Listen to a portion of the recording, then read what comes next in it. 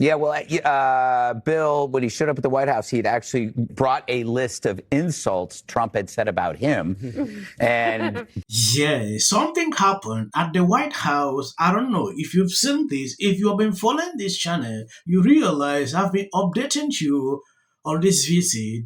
Bima took up a decision. I think I watched a video 4 days ago. He instructed his producers to compile all the insult Trump has been pouring on him the past years.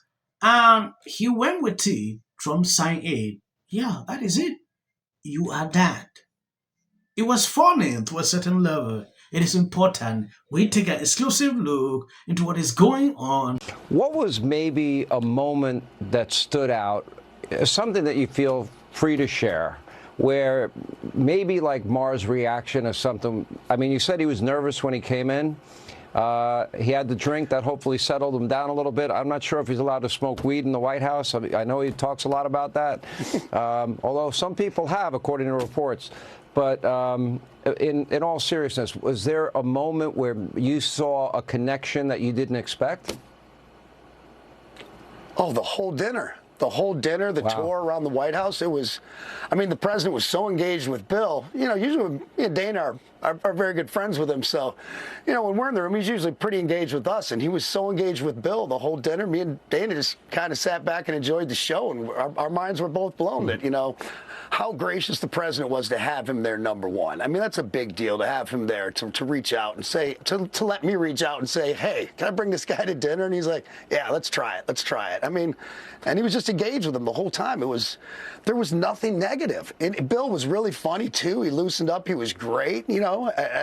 He had some funny jokes. It just couldn't have gone better. I was really happy, very surprised, but... If you keep this up, you might be the next, you know, Middle East and European envoy to bring peace. Or maybe you can bring in the ladies of The View. That might be a fun moment, too. That would be pretty entertaining for sure. Can you imagine that? I don't think they would be able to contain themselves. I really don't. They'd lose it in front of them.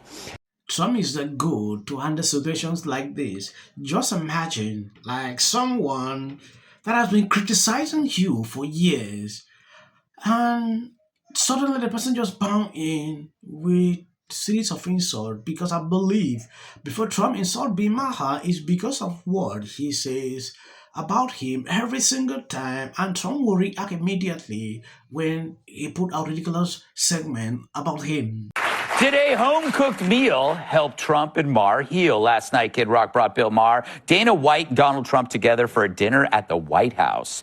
No cameras at dinner, but I bet it went so well, and they talked about a lot of things. It went so well. We talked about a lot of things that we had in common, which Bill Maher is a big, you know, supporter of Trump's stance on the border, of ending wokeism. You know, we broke bread and talked about things we had in common, and it could not have been more cordial, more nice. I think everyone was so pleasantly surprised. Everyone was a little suspect about it. Even the president had called me a few days ago. He goes, what the hell you got me doing here? And I'm like, we're just trying to break bread with some of our biggest critics and say, like, hey, it's okay to talk to one another. Wow.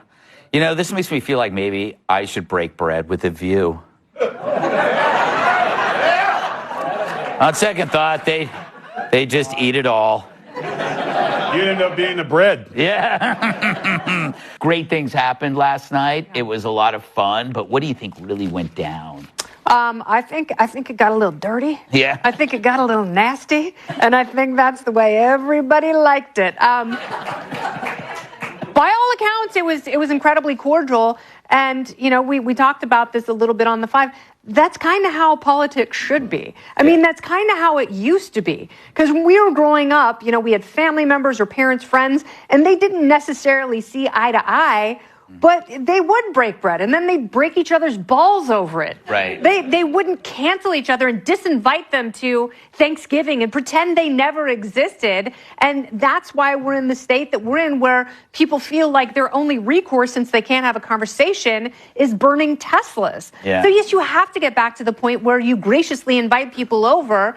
And, you know, the president didn't have to do that. And I was very happy that Bill Maher responded in kind. And I want him to give an honest assessment of what it was like. And if his pants were charmed off of him, I hope there's no photographic evidence.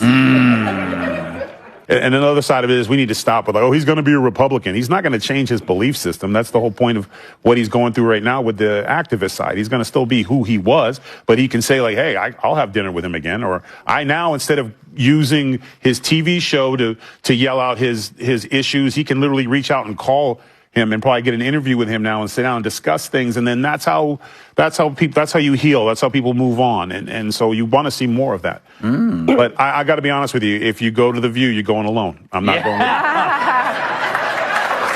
He's friends with, or was friends with Obama. I think he still is. Bill Maher. He's friends with Biden and a lot of Democratic presidents. They never invited him to the White House and to sit down in the Oval Office. They showed him the Gettysburg Address. They showed him the private residence in the Lincoln bedroom. Nobody else did that for him. So I think this is a good step in the right direction to have open dialogue anytime. That is the truth. That is how politics should be. I'm really not in support with people, going off on him for doing this. This is how it's supposed to be. Yeah, to me. Someone said, oh, you know that someone is a snake. You are still bringing him in, things like that. It is crazy. You should be able to allow people like this. Maybe they can change their minds. Yeah. That is just my thought. If you remember how this happened, I think I did a full analysis of the whole situation on a video I posted a few hours ago. I'm going to re-show you some videos about it, how this started.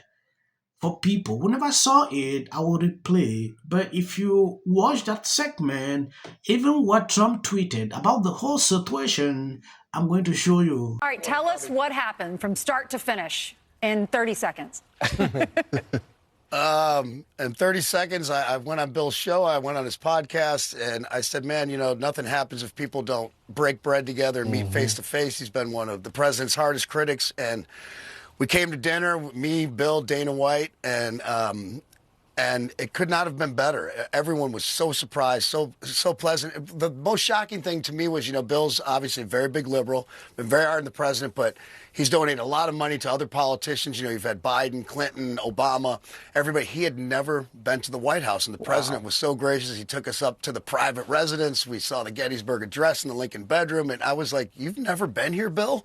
And I was like, how about this? President Trump, extending this olive branch, and we talked about things we had in common. When you take a look at this, Bima has just been invited to the White House just 3 days ago. He was attacking Trump supporters for what he called Trump devotion syndrome. It is a slap in the face to the millions of Trump supporters who are devoted to their country, to be mocked by this radical leftist who is going to be validated by an Oval Office visit. I'm actually very pissed off about it, especially since I have to now spend my own money and time this week traveling to California for a live video depositions of Maher, who I'm suing for defamations after he falsely accused me of having airs with President Trump. I'm sticking up for myself and on the truth. You can allow the left to bully you with their lies and character as... And the new rule to those on the right who keep asking me, Bill, you're so good at roasting the woke nonsense peddlers. Why don't you go all the way and join us? Let me give you the short answer. Because I don't want to live in North Korea. Lord, well, Republicans, that's you now.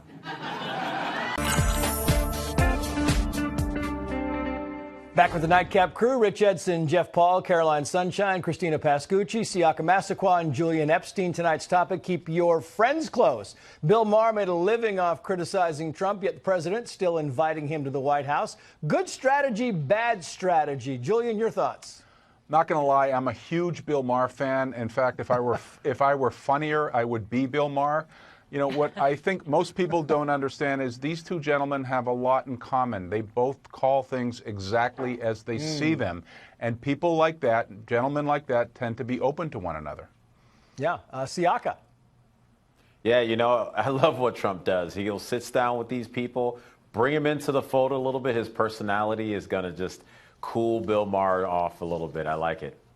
Yeah. Jeff Paul. You know, we talk so much about people not communicating, you know, when they don't agree on something. And this is a perfect example of two people who don't agree about a lot, but on some stuff getting together. And I hope it's televised. Yeah, right. Wouldn't that be kind of fun, the dinner? Caroline. Oh, I only wish that the White House live streamed and broadcast it. Right? I think it would have gotten millions of views. I think Bill Maher knows that he has a lot of independents and disaffected Democrats in his audience that voted for President Trump. So I think it was smart of Trump to extend the invite, smart of Maher to accept, and it would have been made for TV. Yeah.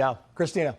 You know, they might agree on more than they realize when they sit down. It'll be really interesting to hear what comes out of it. But also, Governor Newsom here in California, he's been doing the podcast where he's been speaking to people who have wildly different views. And everyone, look at your face. You're like, why do you have to bring up that guy? No. How two disagreeing adults should engage with each other. And Chrissy says, if Trump can talk to Putin, he can certainly talk to Maher. Marood says, absolutely, we're never going to move forward unless people from opposing parties start actually talking to each other. Rich Edson, I forgot you. You know what? Just like Jeff said, mic them up, put them on camera. They're both entertainers. Maybe Bill leaves with a job offer. Who knows? Yeah, Kate says, I think it's a strength to keep your options open when people can change their minds. Thank you for watching. Yeah, something is going on. Conservatives are not happy. When you take a look at this, some says Maher make a lot of money criticizing Trump. Even after announcing that he'll be visiting the White House, he didn't stop. Laura Luma went off on social media about it, extremely concerning. I've seen a lot of videos concerning this. Trump sent this out yesterday. I got a call from a very good guy and friend of mine, Kid Raw, asking me whether or not it would be possible for me to meet in the White House with Maher, a man who has been unjustifiably critical of anything or anyone Trump. I really didn't like the idea much, and I don't like it much now, but thought it would be interesting. The problem is, no matter how much he likes your favorite president, he will publicly proclaim what a terrible guy I am, etc. Very much like the Democrat at my recent address to the joint sessions of Congress, where I stated correctly that no matter what I said or did, they will not stand, they won't applaud, they will smile, they won't even smile or laugh, and certainly they won't be in any way nice. Who knows, though maybe I will be proven wrong in any event. I'm doing a favor to a friend. I look forward to meeting with Maher, Kid Rock, and I believe even the legendary Danny White will be present. I'm actually going to try to unite this country, and I'm starting the end of the month. I'm taking Bill Maher to the White House for dinner. Thank you guys who has been there sharing out my videos. God bless you abundantly. For clips, if you see that is just for the YouTube algorithm, I usually add, you can end here if you want. About emergency management, and they don't care about free speech. Dribble his genius. Fired as host of this year's White House Correspondents' Dinner. The Correspondents Association president, Eugene Daniels, said the decision was made to take the focus off the politics of division and concentrate on honoring outstanding journalists. The Trump administration is not scoring any points in international diplomacy these days. Duh. For one thing, he's shipping J.D. Vance up. It looks like the Trump administration isn't exactly getting the hero's welcome. That the Americans finally realized what the reality was, namely that if they had come here to Nuuk as planned tomorrow, they would have been met with riots. This is a Fox News alert, a crushing blow for Democrats who had hoped against hope. Brad Schimmel, that has included Elon Musk pouring tens of millions of dollars. I think you saw a repudiation of the fact that... I do think the Republican takeaways tonight are going to... The margin right now, Randy Fine in the lead with 53.7% of the vote against